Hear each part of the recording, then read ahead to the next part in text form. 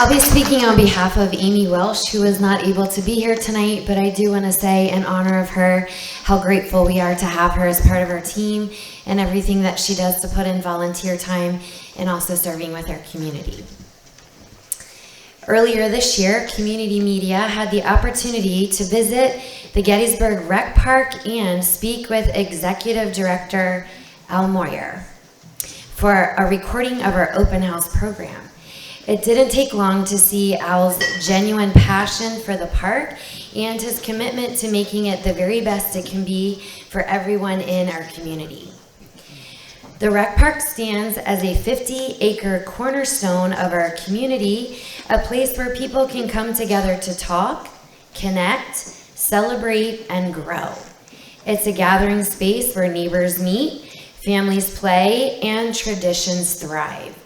It's where we come together to celebrate holidays, festivals, and cheer on our youth, sports teams, support local businesses and agriculture, and strengthen the bonds that make Adams County such a special place to call home. Early this evening, we reflected on how coaches and mentors shape those they lead, teaching teamwork, resilience, and the value of community. Those same qualities define the work of this year's Emerging Impact Award recipient. Al's background as a coach and educator is evident in his leadership at the rec park. Al and his team of directors at the Gettysburg Area Recreational Authority are working to expand what the park offers by collaborating with other area organizations and raising the funds necessary to update and maintain the infrastructure. For its growing role as a place that unites, uplifts, and celebrates our community, and for the leadership that keeps that vision moving forward, we are honored to present the Emerging Impact Award to the Gettysburg Rec Park. Please join me in welcoming Executive Director, Dr. Al Moyer.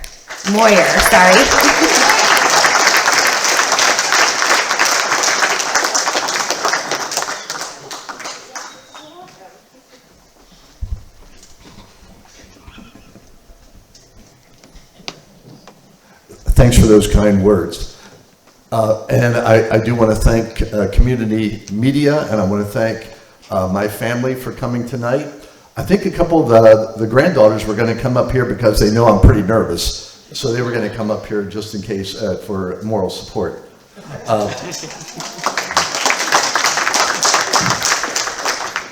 Peter Street Elementary has a lot of memories for me. Over 50 years ago, I was a 5th and 6th grader in this building. I still remember Mr. Seibert, who became the elementary principal later on. For some reason, this memory just keeps coming back to me. Every Friday, we would have a spelling bee. The boys would line up on one side, the girls on another side. And as I was always the last boy, and Christina was always the last girl. And I don't remember ever beating her. I always had to sit down, and that still grinds me to this day. Then 6th grade, Mr. Orndorff, right over here, I still remember he was our lead teacher and principal here at this building. And I remember him, every subject, we were self-contained then, and so every subject he would mention, get out your homework. Everybody that didn't have their homework, line up in the hallway, and he had a paddle with about 3 holes in it, and just boom, boom, boom, right down the line. I think I got my homework done most of the time. I don't remember being paddled, but the other thing I remember about Mr. Orndorff, and someone mentioned, and by the way, when you mentioned the oldest artifact, I thought you might have been talking about me at that time, but I remember in 6th grade, our home rooms played against one another in this building, in this room here during the winter time. We had bleachers on both sides and bleachers up on the stage. At that age, it seemed like several hundred people in here. I don't think it was quite that many, but I remember having a pretty good game against another home room that Mr. Orndorff didn't particularly like that much, and he seemed to give me a lot more respect after that. I was really painfully shy at that time, but I just remember him just warming up to me a little bit. He didn't warm up to too many people.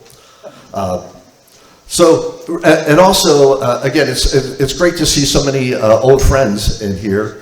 And we talked a little bit about Lefty tonight.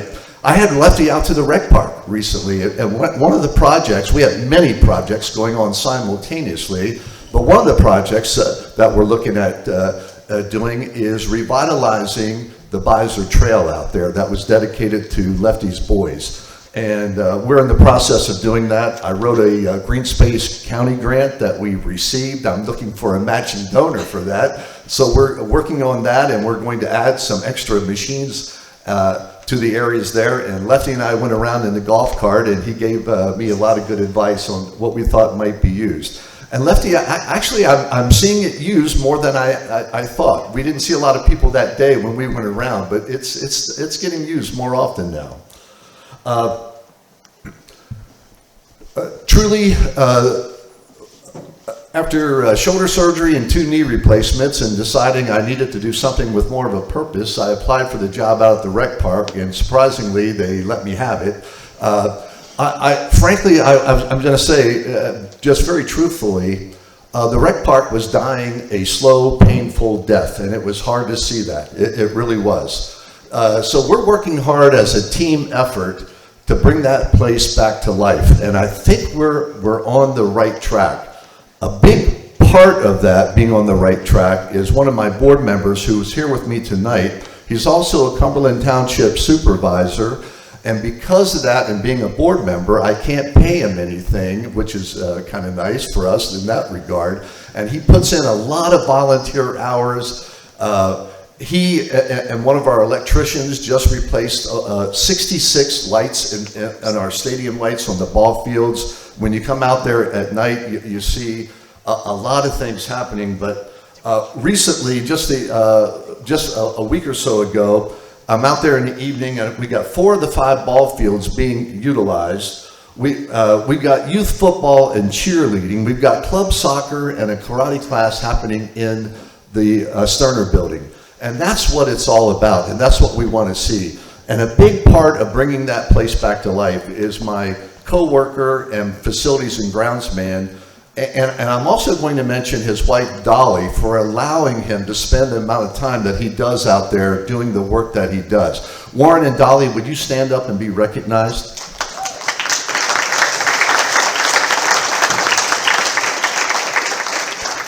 Today we had the honor of hosting a Veterans Resource Fair that's helping out a lot of our veterans that are in the community. Some of them are really hurting to some degree. And as much as the rec park, we host and facilitate a lot of things for the community, but I don't want to leave here without giving you this impression and this fact. We also now are getting a lot of support from the community, and I'd like to share a couple of examples of that. The Adams County Career and Technical Trades class, Dave Snyder and his team just helped project manager and board member Steve Toddes install our North End playground, a brand new playground that we also got through some grant work and a matching donor and so on. And that's been exciting to see these 15 kids along with their instructor out there working hard and making that happen. It's 95% complete, and we're very proud of that. I recently had on the United Way Day of Caring, I had the high school wrestling team out there helping us out with some big events that were out there, in addition to refurbishing some of our picnic tables and benches.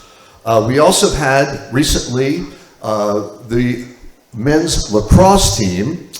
We had 8 of these gentlemen out there, a lot younger and stronger than most of us at the park are, who helped us refurbish and organize the Fireman's Pavilion that hasn't been used for many years. And like this building, we're looking to repurpose that to generate some revenue, and they did a fantastic job for us, and we plan tapping into that resource a lot more in the future. I'd also like to mention Front Runner Construction, Mike Bucher and Brandon Shelton, for the job that they did, about somewhere $12,000 to $15,000 worth of labor and materials to revitalize one of our Little League press boxes and storage areas for our Gettysburg Little League group. And then also, I have a small team of students with intellectual disabilities from the Lincoln Intermediate Unit come out on Wednesday mornings, and they help us clean the Sterner building. I could go on and on, but as much as the Rec Park will host and do a lot of things for the community is doing a lot for us, and we just want to say a big thank you for all those groups and what they do for us. Also, before I get out of here, I just wanted to make sure that you are aware that we are number 42 on the giving spree. That's a number 42, all right? And I can't say it enough. I want to thank my family for their support, my wife for allowing me to be out of the house so often and not getting things done around the house, and again, Warren and Dolly and the rest of my board members. And I especially want to thank those of you at Community Media and all the things that you do. You guys are just fantastic. Thank you very much.